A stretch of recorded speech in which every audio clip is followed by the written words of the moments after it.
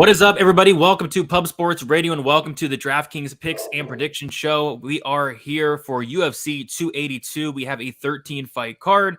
As always, here with Weezy, Monk, and Gordo. We'll start with you, Weezy. Weezy, you looking forward to this card from a Draftkings perspective? Yeah, I had a lot of fun kind of doing my research today because, this is a fun DraftKings card. You've got some guys on this card that are just absolute DraftKings monsters.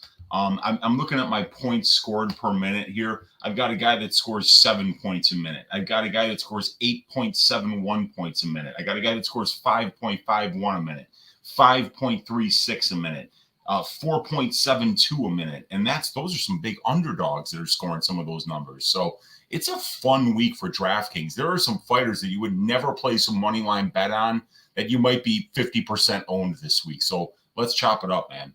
Let's do it. We got Gordo. What is up, Gordo? You looking forward to the card? You know what? I am indeed, but no singing from you in the introduction. It kind of threw me off guard. I was waiting to hear that voice. It is Christmas season.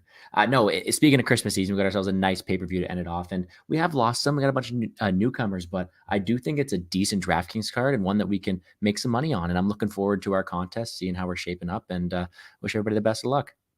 Yes, sir. Last but not least, we got Monk. Monk, what is up? You looking forward to some UFC 282? What's up, boys? Absolutely. I'm getting over a little bit of a sickness, so I hope my voice is coming through okay. Yeah, man, it's a great card. It is the most UFC debutants we've had on a pay-per-view in quite a while. Watch out for those pesky late swappers. This might be a week where you got to really pay attention, but you set that lineup right the first time, you don't have to worry about those fools. So let's get into it and help you do just that. Let's get into it indeed. Before we get started, as always, leave a like on the show. It does go a long way. Also, subscribe here to Pub Sports Radio. We do go live every Wednesday at 7 o'clock p.m. Eastern Time. But I say we get right into it. And as always, we're going to start with our fight to target. And we'll start with you, Gordo. What is your favorite fight to target for UFC 282? What an honor to start first on this one. You know what?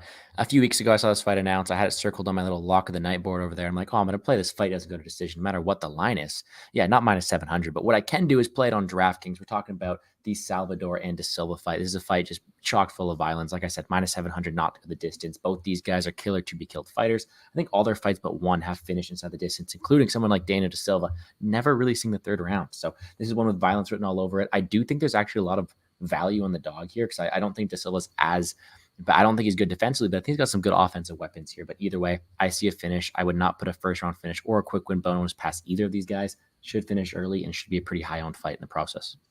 Yeah, the fight doesn't get the decision on FanDuel Sportsbook is minus 1,000, which I would never thought I would see a flyweight fight at that price tag. But yeah, these two are both finishers. Weezy, what is your favorite fight to target for this week? I went with Eric Silva versus TJ Brown this week. I knew that everybody would probably talk about the other fight that Gordo just talked about because those guys, 32 of their 33 combined pro fights have finished inside the distance. So that's a natural one to pick. But when I look at this Silva Brown fight, it's the fifth most likely to finish inside the distance. I like this one to have plenty of takedowns and reversals. Both guys grapple a ton, but both are pretty sloppy too. So I see this fight racking up a lot of points while it lasts. And since it has a nice possibility to finish inside the distance, and the salaries are mid-range, they're about as mid-range as you get for this week. I see this being a sneaky good spot to target here. Yeah, I like that one as well. I did pick the De Silva fight, but I will get a little bit different. I think there's a lot of options. So I'm going to go with Billy Quarantillo going against Alexander Hernandez. Right in that mid-range, you got Quarantillo 8,600, Alexander Hernandez 7,600. You have Hernandez cutting down to featherweight. I can't wait to see how he looks on the scales there. But I kind of see this fight playing out one of two ways. I think Hernandez can absolutely have success early. I think he's going to have opportunity to potentially knock out Billy Quarantillo in the first round, who Billy's very hittable with a 40% striking defense. I could also see Hernandez trying to take down Billy early on. It's just as the fight goes on, I see Billy taking over, putting it on Hernandez and finishing him late. So I think Billy has a ton of upside. The guy lands almost 8 significant strikes per minute. And I think Hernandez has some very sneaky first round upside as well, just because he hits very hard and Billy is open to get hit. So that is another fight I like to target. Monk, what is your favorite fight to target for UFC 282? Some great picks there, all of them in my top 4. So I'll give you the fourth one. I'm going with, maybe one of the people's, at least the people's co-main event. Bryce Mitchell Ilia Topuria, man. I think whoever wins is going to have a fantastic showing. If it goes to decision, I'm leaning Bryce Mitchell. Guy scores almost 4 points. Both these guys score almost 4 points a minute. And lately, they've been performing extremely well. Unanimous decision win over Barboza for Bryce Mitchell. He scored 123, almost 124. Beat Andre Fili, scored 112. On the other side of the field here, Ilia Topuria beat Jai Herbert 100 points, beat Ryan Hall 100 points, beat Damon Jackson, his best win so far in the UFC, in my opinion, 113. If this finishes inside the distance, I'm thinking Topuria gets it done and scores pretty well. If this doesn't finish, the longer this goes, the better it is for Mr. Thug Nasty, who's a takedown control time machine. That said, Topuria so far 100% takedown defense, and he has fought the likes of Damon Jackson. I was going to say Ryan Hall, but that's basically, he's a weeble wobble who just doesn't get back up. He just falls down. But yeah, so I like this fight to target in general. And like Weezy said, mid-range fight, perfect fight to target, 7,800, 8,400. Can't go wrong with that one. There we go. 4 very good fights to target. I'm curious to hear what you guys had to say for the fight to fade, because there really isn't a ton of options. Weezy, we'll start with you. What fight are you fading for UFC 282? Yeah, I mean, I'm going to give you the one that's got the biggest DraftKings cancer on the lineup in it. It is one Darren Till going up against Dricus du Plessis. I think that this fight, it could finish inside the distance, but if it doesn't, your lineup is completely sunk. Darren Till's fights at the UFC level score a total of 97.91 DraftKings points when you add up both players and you add up the win bonus for the one fighter. Just to give you a reference point on that, somebody like Billy Quarantillo's fights, they score 158. So Billy Quarantillo's fights score 158 points on average, and Till's score 97. That's 60 points of work rate that's happening in that fight that's not happening in a Till fight. Darren Till is like the DraftKings equivalent of putting sugar in your gas tank. The guy, it's going to completely gum up your motor, and you're not going to be able to go anywhere because this guy doesn't do anything in the cage. If there's one guy who could slow down Dricus du Plessis, it's this guy. So I'm staying away from this fight. For me, I'm going to go, this is a tough one. I'm going to go with the main event. Magomed Ankalaev, Jan Blachowicz, just because kind of like Till, Ankalaev just does a lot of nothing. I don't really see an early finish here. I think if there's a finish, maybe it's late, but after looking into it a little bit more, I kind of lean decision here. I think Ankalaev can get a takedown here or there, but I just don't really see much interest in playing Ankalaev at 9,200. I think there's much better options up top. If anything, I might punt down with Jan Blachowicz for that puncher's chance. But yeah, I'm fine with fading the main event, especially considering I think it's going to be pretty high owned. Monk, what fight are you fading for this week? I'll go with the short notice replacement fight. Santiago Ponzinibbio and Alex Morono. I just found out these are duplicate salaries. So we have two 8,700s this week and two 7,500s. Take that with what you will. Neither of these guys score anywhere close to even 3 points a minute. They don't even touch 90 points per win as far as DraftKings goes. Morono, when he wins, 4 of his 11 wins only have scored over 90 points. Nobody's really scoring in these fights, to be honest. I do tend to think this one goes to decision. And I'm just not seeing how it scores well exactly, even if it doesn't go to decision. I mean, neither guy lands a ton of takedowns or control time, which is what we kind of look for if you're not an early finisher as far as scoring points for DFS. So I'm just, I'm thinking that it just doesn't really work out here as far as, triple digit scoring for either of these guys, and 8,700 for Santiago Ponzinibbio. I mean, somehow I was thinking about playing him when he was 9,500, but I figured there could be a finish against Robbie Lawler, the way he just kind of, he's getting up there and he kind of fell off a cliff against Mr. Barberena. But we've got a much tougher opponent here in Morono, and I just don't see Ponzinibbio getting the finish. So give me this fight as a big fight to fade at catchweight. Fading the Ponzinibbio Moreno fight, and then how about you, Gordo? What fight are you fading for this week? I completely agree with Monk there. I think that the Ponzinibbio Moreno one's one I'm fading as well. In each one of their 3 last wins, they've never gone above 100 points, right? So both these guys aren't really ones for the knack of high scoring, and I see it being a pretty technical striking affair, but not one that's for me. Don't see much takedown upside, in my opinion. Don't see much necessarily finish upside really either. That could change with the short notice replacement, but for me, this is a pass. So you're with Monk there. All right, fighter to fade. We'll start with you, Monk. What fighter are you fading for this week? I mean, this is, I'll take the easy one right off the bat. Weezy alluded to it. It's Darren Till. This guy, I mean, he moves about as, I don't know. I was trying to think of something witty, but I can't. It's Darren Till. All of his fight footage just comes in my head, and I just don't see anything I like. 1.55 points a minute. That's less than Derek Lewis scores. 71 per win. These are like Jin Yu Fry numbers, guys. Jin Yu Fry. Are you rushing to put her in any lineup ever? No. So I don't understand how Darren Till is even close to a $7,400 salary. I understand it's all odds based, but well, I guess what I'm trying to say is even that salary is way too much for me to pay here. His average per win doesn't even 10x his $7,400 salary, guys, and he's $700 less than his average. He has scored over 90 points one time in the UFC. Weezy's probably hit the nail on the head. He's going to slow Dricus down. I hope he doesn't, because I'd like to see Dricus just let's keep the card moving at this point. Get this guy out of here. Send him back home to his family, who he says he now does want to hang out with. So let's just send him back on home. He's 1-4 in his past 5. His only win is to the 16-8 Kelvin Gastelum. I like Kelvin Gastelum as a guy, as a fighter. Who knows what's going on there? Big, huge, gigantic fade. All the adjectives fade on Darren Till this week. So fading at Darren Till there. Gordo, what fighter are you fading for this week?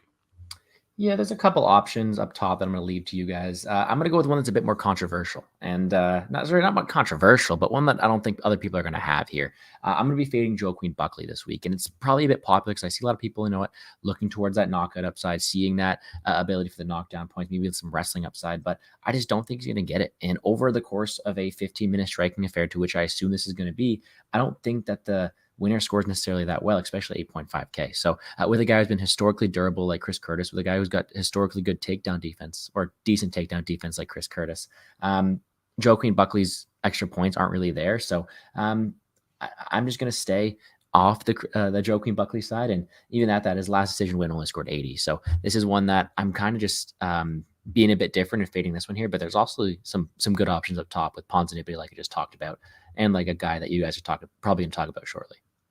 Yeah, I'll talk about Ponzinibbio, 8,700.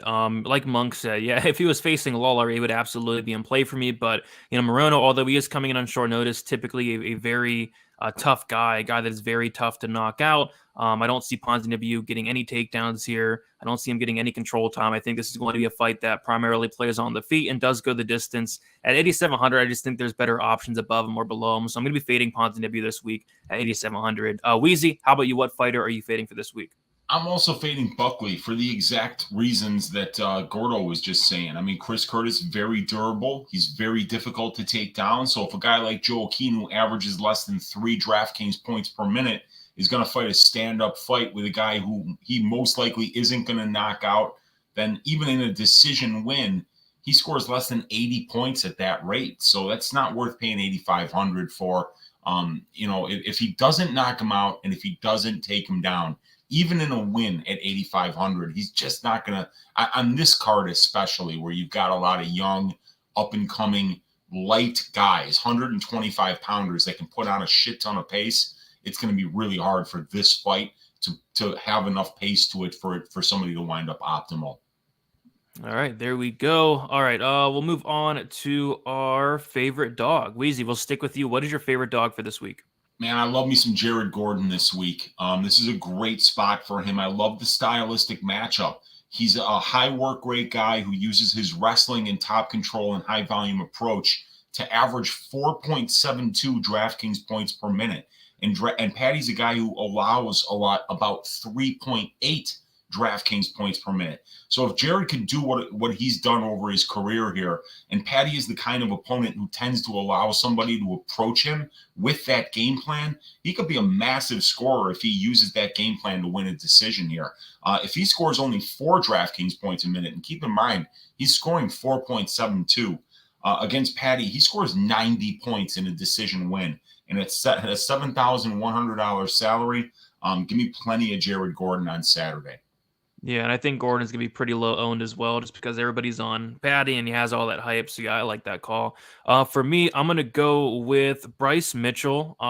Like Monk said, I think this fight in general is going to score very well. And I'm kind of having a tough time picking a winner. I guess I slightly lean to the Mitchell side. So, yeah, I like the salary. And I just think whoever wins this fight, I expect a lot of takedowns, a lot of control time, especially if it's going to be Bryce Mitchell winning the fight.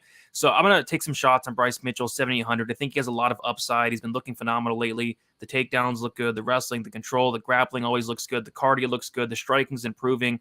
Don't mind me some Bryce Mitchell at 7,800. Gordo, how about you? Who is your favorite dog on the slate? Yeah, so many options. And the guy that Weezy talked about has a great name, but he's not the dog I'm going with this week. I'll be the Gordon that stays here. But we're going to talk about let's call this a GPP underdog, because I don't necessarily think he's going to be a great addition to your cash lineups, but I actually have way more Daniel De Silva than I thought I would this week. And hear me out. I know he's not a very pretty play. He's been knocked out and finishing a lot of them, but I just think his upside is really there this week. And I'm not really sold on Salvador yet. I mean, this is just the guy that came in that everybody was fading on Dana White Contender Series, and you're getting a guy in De Silva who, although he has no cardio, no durability, his win condition here is going to be knock out Salvador in that first round. A guy in Salvador has really never fought anybody at that high level of competition. And De Silva's definitely got power. It puts everything to all his exchanges. He knocked down his last opponent right there. So although it's not as pretty, and I do like the shot on Bryce Mitchell there as well as another dog, to get different, give me some De Silva, 7.3. I think his upside's through the roof. Yeah, another guy I think is going to be low owned, and I think he has a ton of upside. Like if he wins, it's in the first round, and I don't think many people are going to play him. Monk, how about you? Who is your favorite dog for this week? I'm gonna have to agree with Weezy here. Plus, then I can slander my favorite guy to slander, Paddy Pimblett. Good God! I mean, that interview was straight trash today. Whether you like Ariel or not, that interview was garbage. Jared Gordon, 7,100. How can you not like this guy? Like Weezy said, almost 5 a minute, 105 when he wins. He's also 1,100 under his average salary. 6 of his 7 wins over 90 points, and if he does that, he's definitely making the optimal lineup. What I like here, 1.36 points per minute in takedowns and control time. Paddy Pimblett has allowed 2.15 points per minute in takedowns and control time so far into his 16 minutes of UFC cage time. The only other thing I will say here is Paddy has, there's been moments in Paddy's fight, which I said on my show, where he is almost, there's flashes where he's almost ruined your parlay. Like if you're parlaying this guy, you're betting on this guy, there are flashes where he gets cracked, he gets rocked, and all, your drink just slips from your hand. Just you don't let it hit the floor, but you grab it back real quick because it's starting to slip from your hand. You didn't expect that to happen. I think Jared Gordon's a perfect guy that can do that to him again. I know who I'm rooting for in this fight, but for DraftKings, Jared Gordon is definitely going to be one of my favorite dogs at 7,100. I think the line is way too wide, guys, bottom line.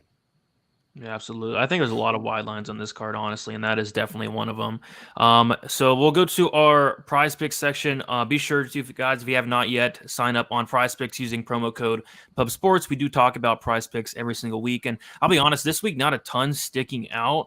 So I'm curious to see what you guys had. And yeah, somebody mentioned like that the takedowns are on Prize Picks, so that's kind of weird. So maybe they'll bring that later in the week. But Weezy, as far as Prize Picks go, is there anything that stuck out to you?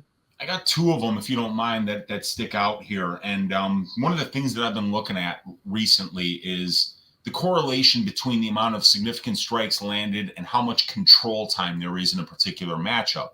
You're just going to find way more significant strikes landing if it's a stand-up striking match. If it's a grappling match, it's extremely difficult to land significant strikes. So I like looking for fights that I think are going to have a high percentage of grappling in it, and then bet the under for significant strikes. So Ilia Topuria, under 41.5 significant strikes. Here's the rationale for that. Ilia Topuria has never landed more than 31 significant strikes in any UFC fight. And Bryce Mitchell has never absorbed, he's absorbed 51 significant strikes once, but other than that, the most he's ever absorbed is 27. The last 5 fights, this guy has absorbed a total of 59 significant strikes, Bryce Mitchell. That's over 5 fights. So that's an average of 12 significant strikes a fight that Bryce Mitchell is going to absorb. So it's going to be really hard for Topuria to land over 41.5 or 41 significant strikes here. The other one is Raul Rosas Jr. Rosas Jr. in his debut, this guy landed, I think, less than 10 significant strikes just because, the whole fight, 96% of the fight, I think, took place in control time positions. So, either one of those guys, the under is a good look because it's very low possibility that they're standing up and striking. Yeah, I liked both of them, especially the Rosas one. I mean, that one doesn't make much sense. But yeah, for me, let's see what sticks out here. I went with 3. My favorite one, probably the Vinicius Salvador under 36.5 significant strikes, just because I don't think De Silva can eat that much strikes, honestly. I mean, De Silva, I question the heart, the chin, the durability, the cardio. I think it happens pretty early. So I like the under there. I also don't mind the Billy Quarantillo over 87.5 fantasy score. I think he puts up a big score here. I mean, the guy has so much volume. I think he has late finishing upside. So those are the kind of 2 I'm looking at. Gordo, is there anything that stuck out to you on Prize Picks? Yeah, well, as you guys know, I don't really have access to Prize Picks here. So sometimes I make the drive over to the border, especially when there's Justin Herbert passing yards over. And I played it with the Rosa under significant strikes. I mean, 45.5 for this guy is way too high. As much as I'm not as down on him as everybody else is this week, he is still, his path to victory is probably scoring 10 significant strikes in the process. The guy's not a striker, he's a grappler. So I'm on the under there. But to be a bit different, I also don't mind the over on Joaquin Buckley significant strikes. And I know I just went against him and said that he's not a good Draftkings options, but I think that more so his fights play out in a striking affair on the feet. Don't see much wrestling for him. Don't see a finish too early. And therefore the significant strikes are there to get. So there's 2 options for you. There we go. 6 options so far. Monk, what is sticking out to you on Prize Picks? Let's make it 8. I'll echo whoever said Salvador and just go under 5 minutes of fight time. I mean, he's fighting a guy that doesn't even know what the second round looks like, and we all expect him to finish the fight. So under 5 seems easy. Other one I'm thinking is Magomed Ankalaev over 65.5 significant strikes. I mean, I personally do think this one finishes, but late. I think it's like a 3rd round finish, 4th round finish, ground and pound from Ankalaev. Either way, even if it doesn't, we're well over 65.5 significant strikes if you put his strikes per minute to 25 minutes. So I kind of like that over 65 for Ankalaev. There we go. 8 options, probably the most options we've ever had on the show. So there we go. We like it. All right. Let's keep moving on to our favorite GPP play. Monk, what are you liking for some GPP this week? So sorry about that. I'm going to go with a guy that wouldn't say should be higher owned, but I'm interested to see the ownership here. Edmen Shabazi and the Golden Boy. Everyone knows his old camp. He changed camps for the, needed a change. Obviously, the kid's 25 years old and went on a 3-fight losing streak, training with Ronda's team over there. Just not a great look. Had to get out of there.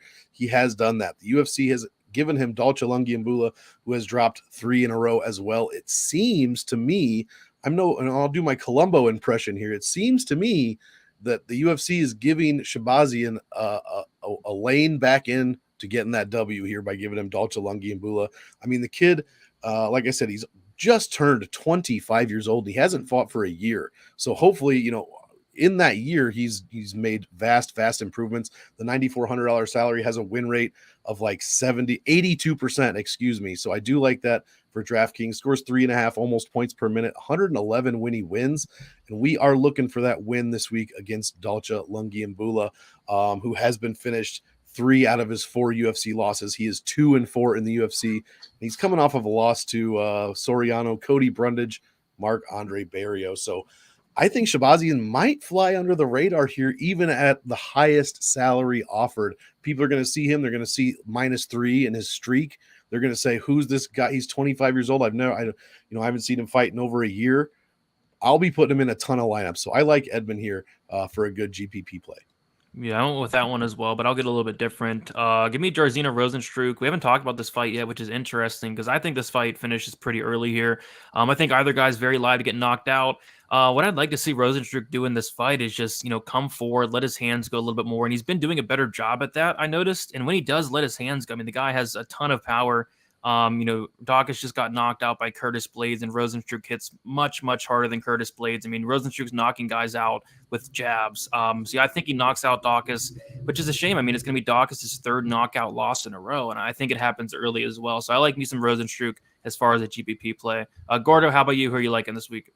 Yeah, don't mind both those shouts. I'll get a bit different as well. Like, give me Billy Q as my GPP play. And I mean, the guy definitely has power to go out there, put up volume. I mean, he put up 75 points last time without any knockdowns, any takedowns, or even any win bonus. I mean, the guy has volume for days. But he definitely has the opportunity to go out there and, you know what, get takedowns, throw volume, especially in a guy who's cutting down the weight class for the very first time. I think that Billy Q ceiling is very, very high this week. And I think that at $8,600, he's not that expensive. I think he's definitely an option to go out there and get there. I do like him in all GPP formats. I like it too. And then Weezy, how about you? I got Vinicius Salvador here for my GPP. This fight is the most likely to finish inside the distance on the card. Rostering either guy in this fight is a very high upside way to approach your lineup. 32 of their 33 combined fights have finished inside the distance. Lacerda hasn't shown much at the UFC level, except for the ability to be finished. He's allowing 112.7 points per fight to his opponent. So that's a great high upside option right there. This dude, Salvador, throws bombs on the feet. He's prone to get knockdowns. He could easily get a knockout here. That's a great high upside option. And the price is right. There's a lot more fighters that are expensive than Vinicius Salvador this week. Yep, that is very true. Right there with you. I like that one a lot. Moving on to our favorite cash play. I'm on Billy Quarantillo here, 8,600. I love his style. I love the volume. I mean, he's landing, like I said, almost 8 significant strikes per minute. He's a guy that's just going to put on a pace and break guys. And we've seen Hernandez broken plenty of times before. Factor that with, Hernandez coming down a weight class as well, which I don't like that. So yeah, I think Billy breaks him. I think he breaks him. I think he puts it on him, and I think he finishes him in the second or third round there. We have seen Hernandez finish 3 times in the UFC, all 3 of those being in the second round. So yeah, I do like Billy Q to get it done and get it done inside the distance. And at 8,600, I really like that price tag. Weezy, how about you? Who are you liking for cash this week?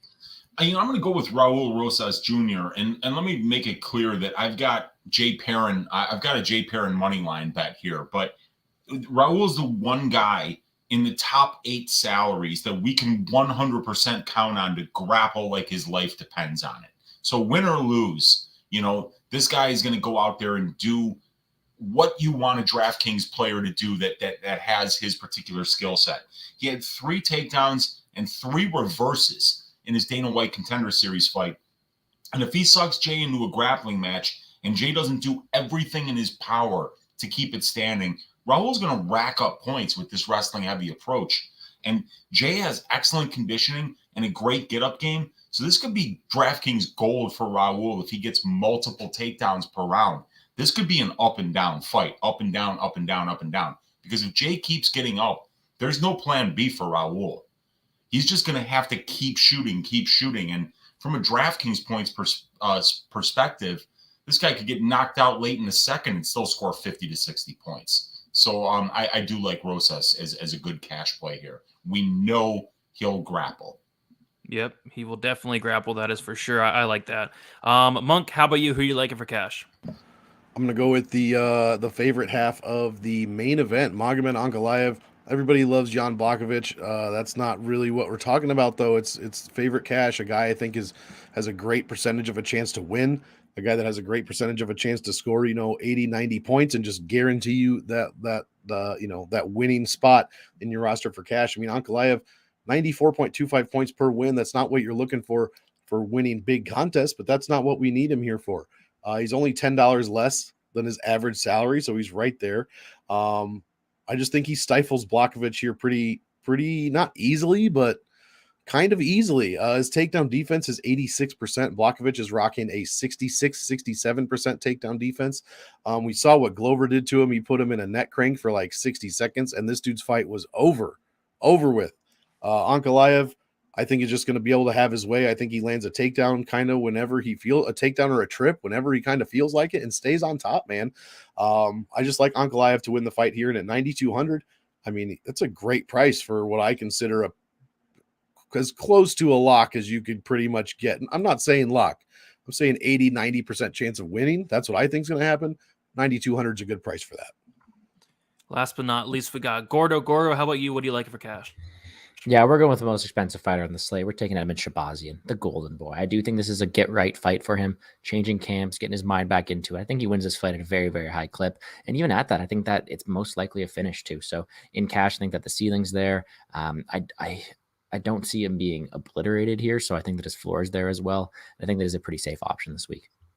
There we go. All right, let us move on to our favorite value play. A couple sticks out here. We'll start with you, Gordo. What do you like for value this week? We're going to talk about someone who've already actually talked about today, which I was pretty surprised. Eric Silva. He's a guy who I think at $8,300, you're getting a good salary saver here because it allows you to go up and get the Edmen Shahbazyan's like I just talked about for a guy at $8,300 who has just as high of a ceiling, in my opinion. TJ Brown's a guy who makes a lot of mental mistakes, a guy who messes up a lot. And in the style of fight that TJ Brown likes to fight, which is usually grapple heavy, I mean, Eric Silva's got a pretty good grappling game from what we've seen for sure. So although he is green, although he is new to the UFC, I think this guy's ceiling is very, very high this week. And at $8,300, it's not breaking the bank to get this guy's ceiling.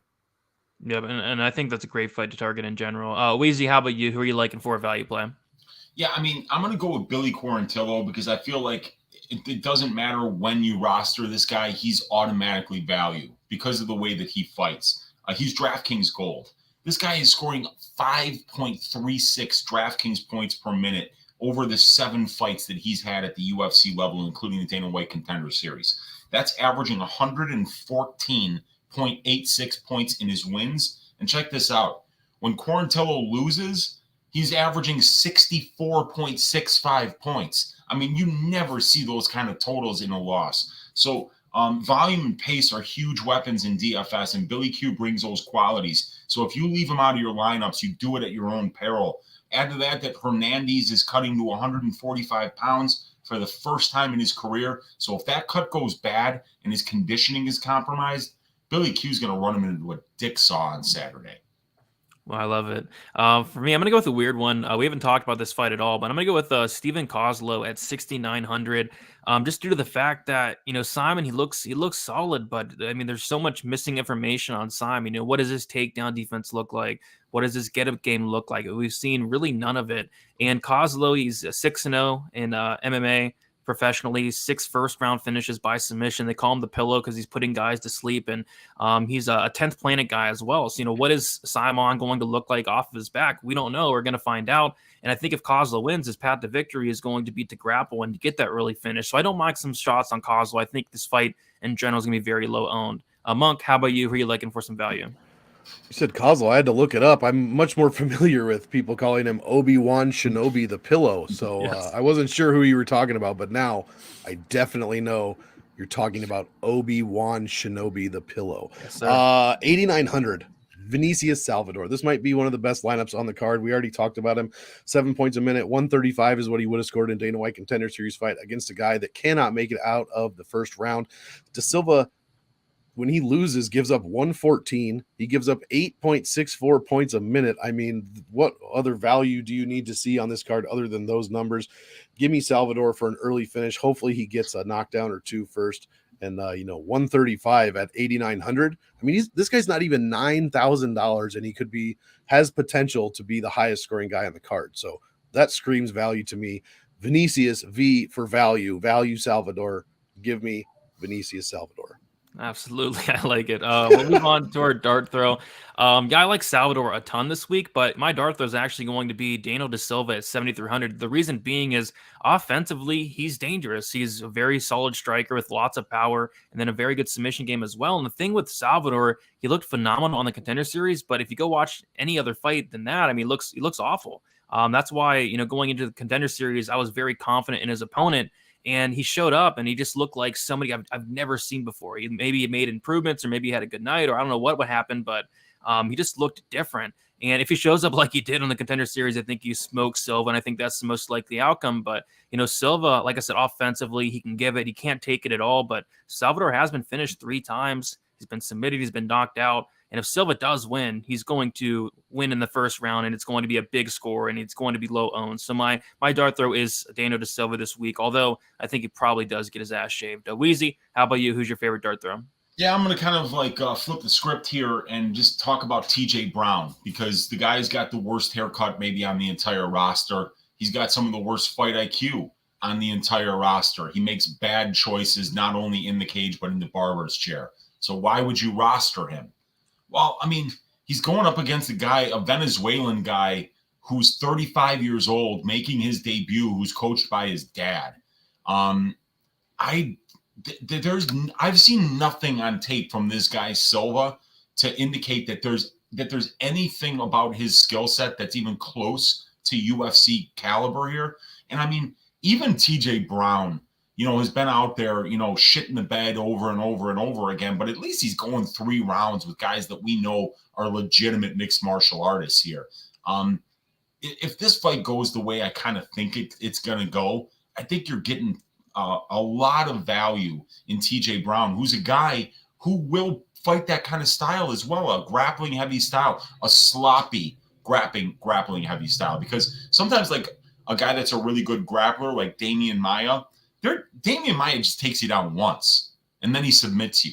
But a shitty grappler has to take you down 8 times every round in order to make you have your ass be on the canvas for 60 seconds.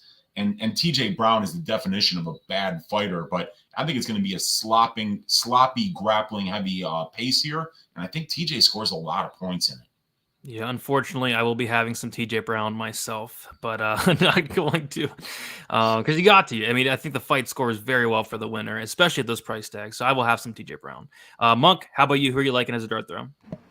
I was liking TJ Brown as well. I will switch it up, but man, if he starts landing takedowns and like Weezy said, it gets sloppy, we could see a lot of points, a lot of sloppy points hanging around here. So just put the picture of the lunch lady up from Billy Madison right over my face and you'll know. I'll go with Jay Perrin, $7,200. I mean, I'm personally on the Rosas Jr. side, but the argument is that this kid, I mean, I guess not a kid anymore. He did just turn 18 2 months ago, back in October.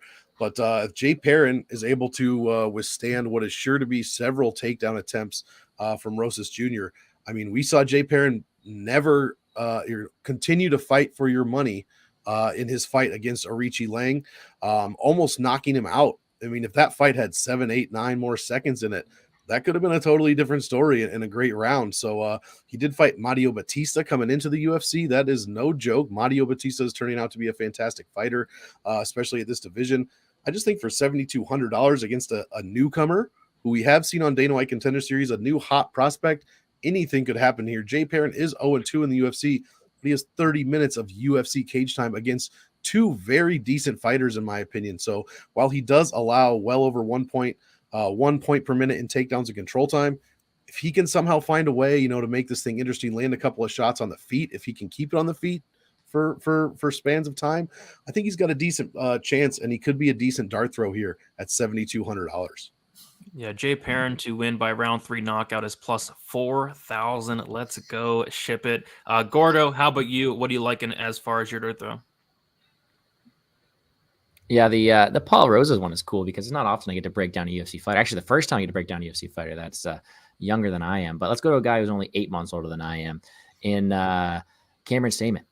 We're fading him. We're going the other side. We're going Obi-Wan Kenobi, the pillow. Shinobi. Kozlow is my dart throw, and I'm mad that you talked about him because I was so happy to talk about this Stephen Kozlow guy just because I don't get it. 6.9K salary. This guy is just going to have the ability to put up a super high ceiling here in a fight. The guy's got 6 finishes, all of them the very, very first round in 6 of his fights.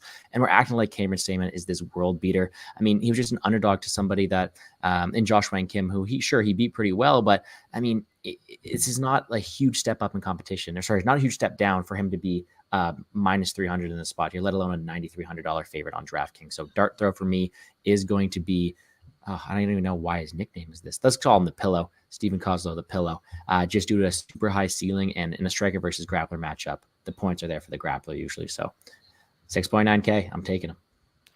Yeah, so I was wondering why that was his nickname as well. And shout out to Lou. Lou actually hit him up, and apparently his nickname is that because he thought of himself as a ninja or a samurai, and then he also said that he would do these grappling tournaments and he'd put guys to sleep. So that's where the pillow comes from. Interesting nickname, but that's kind of the reason, I suppose. But now what we're going to do is get into the lineups for last week. We'll talk about the current standings. We have 2 weeks left, and I do want to shout out the chat before we continue, though. We got Preston in the chat, we got No Limit, we got Jenna, we got Connor Mack, we got Justin. What is up, guys? Smash the like button for us. It does go a long way.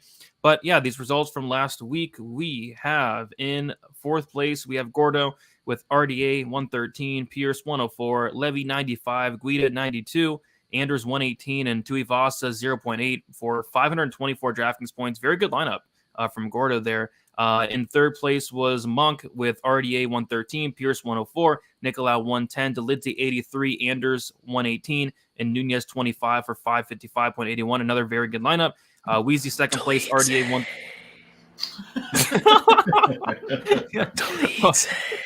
Scared me. I was like, what's going on?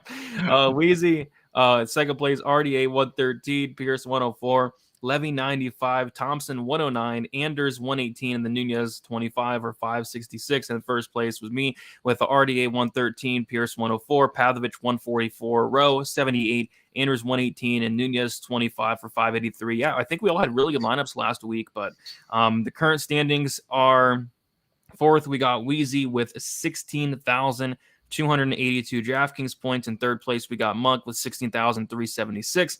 Second place, Gordo is 16,498. And first place is me with 16,578. Gordo is 80 behind the leader. Monk is 201 behind the leader. And Weezy is 295 behind the leader. 2 weeks left. We are 40 cards in. I cannot wait to see what happens in these last couple weeks. So what we'll do now is we'll go over our lineups for this week, and we will start with you, Weezy. What is your lineup for this week? Okay, I'm going to go with the up top, Raul Rosas Jr. Then I'm going with Vinicius Salvador, Billy Quarantillo, Ilia Topuria, TJ Brown, and Jared Gordon.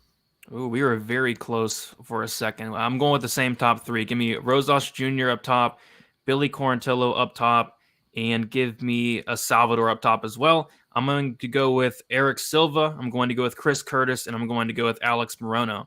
Monk, how about you? What is your lineup for this week? I'm going to go with Magomed Ankalaev, Raul Rosas Jr., Billy Quarantillo, Ilia Topuria, Chris Curtis, and Jared Gordon. And Monk, how about you? That was me. Gordo, my bad. Guys, I put up 524 last week, and I came dead last. You know what? If I'm going to come dead last, put up 524. I'm going full GPP risk mode. I'm either going to be in first place by a mile or last place in a mile with this lineup because it's starting off with two of the GOATs, Daniel Da Silva and Steven Kozlov down low, which allows me to get Billy Quarantillo, Jairzinho Rozenstruik, Edmen Shabazian, and Rosas Jr. up top. Yeah, I actually like that quite a bit. So we'll see what happens. I think Go big or go home. Yeah, exactly. Yeah, I like that. All right, we'll see what happens, guys. And then finally, we will do our quick picks. We forgot them last week because we were talking. Who were we talking about last week? Kim Winslow. I wanted to make that a weekly segment. The GOAT. Yeah, we got very distracted, and somebody called us out on it. So we got to get to the quick picks. So, Weezy, what are your quick picks for this week? All right, I'm going with Ankalaev. I'm going with Jared Gordon, Ponzinibbio, Dricus, Topuria. But if Topuria looks like shit on the scale, I'm switching to Bryce Mitchell. I'm going with Jay Perrin. I am going with Rozenstruik, Shabazian. Chris Curtis is Uncle Weezy's ass shaving of the week as an underdog. We got Billy Q, TJ Brown, Vinicius Salvador, and I'm going with Cameron Simon. Monk, how about you? What are your quick picks? I'll go Cameron Simon, Raul Rosas Jr., Vinicius Salvador, Chris Curtis, Chris Daukaus, Eric Silva, Billy Quarantillo, Edmen Shabazian. Can we get a petition to have Bryce Mitchell change his name to The Drill? I'm going to go with Ilia Topuria, Dricus du Plessis, Santiago Ponzinibbio, Paddy Pimblett, and Magomed Ankalaev. Sweet. I'll go as Simon. Give me Salvador, Eric Silva, Billy Quarantillo, Chris Curtis, Jay Perrin, Edmen Shabazian, Jairzinho Rozenstruik, Santiago Ponzinibbio, Dricus du Plessis, Paddy Pimblett, and Magomed Ankalaev. Gordo, how about you? Yeah, we're doing it. All right. Steven Kozlov is the one that I'm starting it off with. We'll pull the upset there. Vinicius Salvador, Eric Silva, Billy Quarantillo, Chris Curtis, Edmen Shabazian, Jairzinho Rozenstruik, Paul Rosas Jr., Ilia Topuria, Darren Till, Santiago Ponzinibbio, Paddy Pimblett, and Magomed Ankalaev. Perfect. All right, we did it. Should be a fun card. Uncle Weezy, let the people know where they can find you and what you have going on throughout the rest of the week here. Yeah, tonight, 10 o'clock Central Time, going live for Ask Weezy on my channel so that I can open up my database of UFC stats. You can ask me any questions about any of the fighters, any of the matchups on this card. Find ways to stack cash tickets like flapjacks, And then also tomorrow, Brady and I will be appearing with Big Marley on the DFS Army channel talking about DFS. And then I am done for the week and getting ready for the last card of the year, which will be next week, December 17th. Then we're going to be taking a much needed month off and regrouping for the new year. Yep. The week off I'm looking for, or the month off I'm looking forward to start my Christmas carols. It should be a fun going door by door, and we'll see what happens there. Monk, how about you? Where can they find you? What do you have going on throughout the rest of the week? You might want to check your your concealed carry laws in your state before you start going door to door. Just letting you know. Just letting you know. It's rough out here for a pimp. Yeah. You can find me on my YouTube channel, Monk Maddox. I put out Game Theory, where we go through all 13 fights from a DFS perspective. Put that on Tuesday today. This morning, Salary Voodoo is out on the MMA Engine, where we go over 4 fights that you should or should not target for GPP tournaments. You can find me on Monk and Lose Happy Hour this Friday, also on the MMA Engine. Guys, let's enjoy these last 2 cards, man. It's coming to an end. We're all looking forward to the break, but it's going to be over soon. So enjoy it. All right. Let's have some fun with these last couple of cards. Let's do it. We got Gordo. Gordo, let the people know where they can find you, what you have going on for some content this week. Yeah, fun fact, in a week from now, I will be in Florida, so we'll have a nice little live stream from there. That's why I'm looking forward to the break, boys. So, Justin's also saying in the chat, Monk, get some rest. He's not allowed to do that. I've actually held him captive, and he's doing a live stream with me in about 15 minutes. So no rest for Monk. You can join Monk and I on the Plays and Fades YouTube channel. We're going over the full card, DFS and betting breakdown. Should be fun. Talk about all the fights. Have a good laugh about it. Should be a great time. That's where you can find me on YouTube, on Twitter, @GamblesGordo. Wish everybody the best of luck this weekend. Let's make some money. Let's do it. Yeah, for me, Twitter, DFS_numbers, Instagram, DFS by the numbers, here on YouTube, DFS by the numbers, Pub Sports Radio, and the MMA Engine. Best of luck, everybody, for UFC 282. And we'll talk to you guys very soon. See you later.